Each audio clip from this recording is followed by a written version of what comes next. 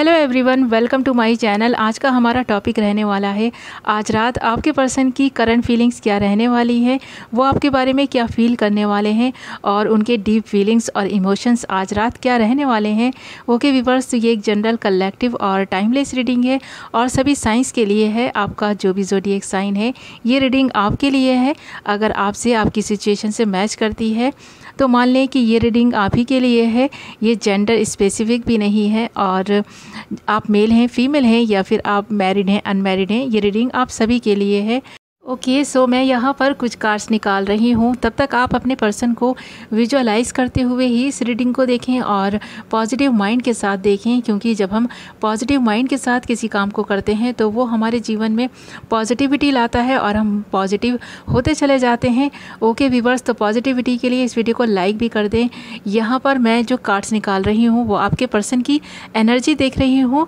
Okay, और अगर यहाँ पर हमें इन कार्ड्स को क्लैरिफाई करना पड़ा तो इनको क्लैरिफाई भी करेंगे। यहाँ पर जो साइन है वो है कुंभ, मिथुन, तुला, मीन, कर्क, वृश्चिक, मकर, वृषभ, कन्या एंड मेष, सिंह, धनु। यहाँ पर ऑलमोस्ट सारे ही साइन अवेलेबल हैं, क्योंकि ये कलेक्टिव लेवल पर है रीडिंग, तो सारे ही साइंस अवेलेबल रहते हैं।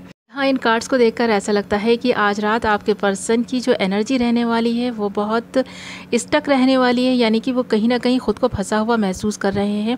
उनको ऐसा लग रहा है कि उन्होंने पास्ट में जो सारे ही रिलेशनशिप्स बनाए थे वो आज उनका साथ नहीं दे रहे हैं और उनको धीरे धीरे छोड़कर जाते चले जा रहे हैं। वो उनके फ्रेंड्स हो, फैमिली मेम्बर्स हों या फिर उनके कोई भी रिलेटिव्स हों, ज़्यादातर लोगों ने उनसे मुँह मोड़ लिया है। और ये सारी ही चीज़ें इसलिए भी हो रही हैं क्योंकि उनका ईगो और उनका घमंड उनको बर्बाद कर रहा है। उनको ऐसा लग रहा है कि अगर उन्होंने वक्त रहते अपने इस ईगो पर कंट्रोल नहीं पाया तो शायद वो कहीं के नहीं रहेंगे। यहाँ ऐसा ही लगता है। और आपके बारे में जब वो सोचते हैं तो उनको एहसास होता है कि उन्होंने आपके साथ भी बहुत गलत किया है, क्योंकि आप उनसे काफ़ी कुछ ऐसा एक्सपेक्ट करते थे जो उन्होंने कभी भी आपके लिए किया नहीं। आप उनसे प्यार चाहते थे, उन्होंने प्यार नहीं दिया। आप उनसे रिस्पेक्ट चाहते थे, उन्होंने रिस्पेक्ट भी नहीं दी। ऐसा लगता है कि उन्होंने आपकी कोई भी विश कभी पूरी नहीं की है, यहाँ पर ऐसा लगता है। बट आज उनको ये सारी चीज़ें रियलाइज़ हो रही हैं, गॉड उनको रियलाइज़ करा रहे हैं। यहाँ ऐसा लग रहा है उन्होंने जो भी दुनिया देखी है वो दूसरों की नज़र से देखी है। अपना नज़रिया उनका खुद का कभी कुछ रहा नहीं है। यहाँ ऐसा लगता है वो हमेशा ही ऐसे डिसीजंस अपनी लाइफ में लेते आ रहे हैं जो उनको लगता है कि यूज़लेस हैं। और ये सारी ही चीज़ें उनको अब रियलाइज़ हो रही हैं जब आप उनकी लाइफ में नहीं हैं। उन्होंने आपको कहीं ना कहीं खो दिया है। उनको भी ये बात पता है कि उन्होंने आपको शायद खो दिया है। अब वो आपकी लाइफ में वापस आना चाहें तो शायद आप उनको एक्सेप्ट नहीं करेंगे। उनको यहाँ ऐसा लगता है क्योंकि अब उन्होंने अपनी लाइफ में जो कुछ करने का ठाना है, लगता है वो उसको भी नहीं कर पा रहे हैं। और यहाँ ऐसा भी लग रहा है उन्होंने कोई एक ऐसे रिलेशनशिप को खोया है जो उनको बहुत दर्द और दुख देकर गया है। उन्होंने शायद हो सकता है किसी थर्ड पार्टी की वजह से आपको हमेशा ही इग्नोर किया, बट अब थर्ड पार्टी उनसे गिन गिन के बदले ले रही है। उनके जीवन में जो कुछ भी अब हो रहा है या फिर अब वो जिस मकाम पर खुद को पाते हैं, उनको ऐसा लगता है ये थर्ड पार्टी की वजह से ही। अब ना तो वो थर्ड पार्टी के साथ रिलेशनशिप में है और ना ही आपके साथ हैं, बट आपका साथ उनको बहुत याद आ रहा है। आपके साथ बिताए हुए वो पल याद आ रहे हैं जो आप दोनों ने एक साथ बिताए थे। और आज रात आपके पर्सन उन पलों को याद करते हुए नज़र आ रहे हैं। उनको ऐसा लगता था कि ये रिलेशनशिप शायद कभी टूटेगा नहीं, क्योंकि आप उनकी हर बात मानते चले आ रहे हैं। यहाँ ऐसा ही लग रहा है। बट अब उनको ऐसा लगता है कि आपको खोकर जैसे कि उन्होंने अपनी ही किसी अपने को खोया है, यहाँ पर ऐसा लग रहा है। और उनमें वो करज और वो हिम्मत भी खोती जा रही है। उनको ऐसा लगता है कि शायद अब वो सक्सेस नहीं पा सकेंगे इस रिलेशनशिप में भी और अपने जीवन में भी। और इसी वजह से भी आज रात आपको वो बहुत मिस करने वाले हैं। कहीं ना कहीं उनको लगता है आपको खोकर उन्होंने अपने लक को खो दिया है, अपनी लकी चार्म को खो दिया है। ओके व्यूअर्स, तो और देख लेते हैं आपके पर्सन आज रात क्या फील करने वाले हैं आपके लिए। यहाँ पर हमारे पास जो कार्ड आया है वो आया है 7 of source and next card आया है 2 ऑफ पेंटिकल्स। नेक्स्ट आया है 10 of pentacles and strength. Next है डेथ। लास्ट कार्ड है queen of cups. Okay viewers, जैसे कि मैंने कहा कि इस वक्त उनको अपने किए पर बहुत शर्मिंदगी है, वो बहुत शर्मिंदा हैं और इस वक्त उनको समझ नहीं आ रहा है कि वो करें तो क्या करें। और उनको ऐसा लग रहा है कि थर्ड पार्टी ने उनको कहीं का नहीं छोड़ा, उनको कहीं का भी नहीं रखा है।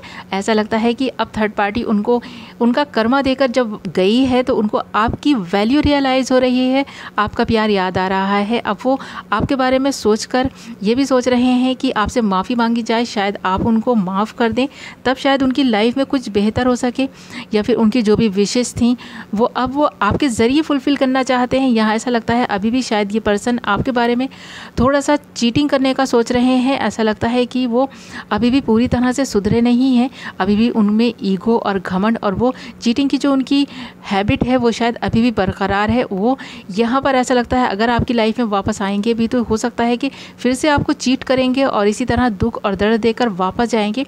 ऐसा अक्सर कई बार हुआ होगा आपकी लाइफ में, आपके पर्सन आते होंगे और चले जाते होंगे।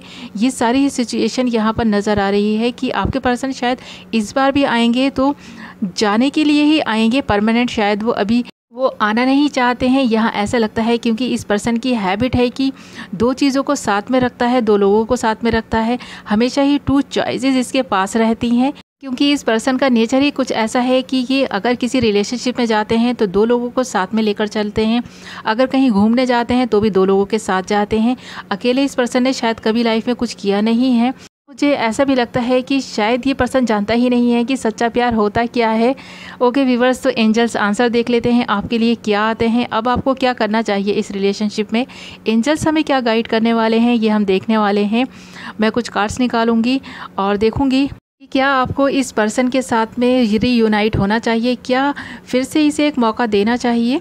ओके, तो यहाँ पर हमारा फर्स्ट कार्ड आया है रोमांस, नेक्स्ट कार्ड आया है there is something better, third card है रिकंसिडर, फोर्थ आया है you are ready and last card है ask for help from others. Okay viewers, तो यहाँ पर इन कार्ड्स को देखकर ऐसा लगता है कि आपके जीवन में रोमांस की कमी थी, जिसकी वजह से भी शायद आप दोनों के बीच अंडरस्टैंडिंग की कमी रह गई।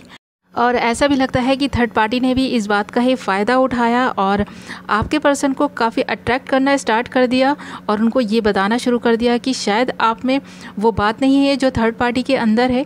इस वजह से भी थर्ड पार्टी की तरफ आपके पर्सन अट्रैक्टेड होते चले गए और उनको ऐसा लगा कि शायद थर्ड पार्टी उनको सारी ही चीज़ें दे सकती है, धन दौलत इज़्ज़त सारी ही चीज़ें, यानी कि उनको रोमांस भी वहाँ से मिल रहा था, जिस वजह से भी वो थर्ड पार्टी की तरफ अट्रैक्टेड हुए और आपसे उन्होंने दूरी बनानी स्टार्ट की। यहाँ पर जो हमारा नेक्स्ट कार्ड आया है उसको देखकर भी ऐसा ही लगता है कि आपको अपने पर्सन के बारे में थोड़ी सी और इन्फॉर्मेशन लेनी चाहिए, क्योंकि यहाँ पर ऐसा लगता है कि अभी अभी जो कुछ भी आपकी लाइफ में चल रहा है कहीं ना कहीं वो बेटर है, क्योंकि देयर इज़ समथिंग बेटर। यहाँ पर जो कार्ड आया है यही उसको देखकर अंदाज़ा लगाया जा रहा है कि यहाँ कुछ ना कुछ बेहतर हुआ है, कि आप दोनों एक दूसरे के साथ इस वक्त नहीं हैं। क्योंकि आपके पार्टनर के कार्ड्स को देखकर भी ऐसा लग रहा था कि शायद आपके पर्सन आपके साथ चीटिंग कर रहे हैं और वो आपके साथ इंसाफ नहीं कर रहे हैं, वो आपको जस्टिस नहीं दे पा रहे हैं इस रिलेशनशिप में। और कोई पर्सन अगर किसी थर्ड पार्टी के साथ जाता है तो इसका मतलब यही है कि वो आपसे उतना प्यार नहीं करता, उसके दिल में आपके लिए उतनी रिस्पेक्ट नहीं है, वो आपके साथ लाइफ टाइम रहना नहीं चाहता है।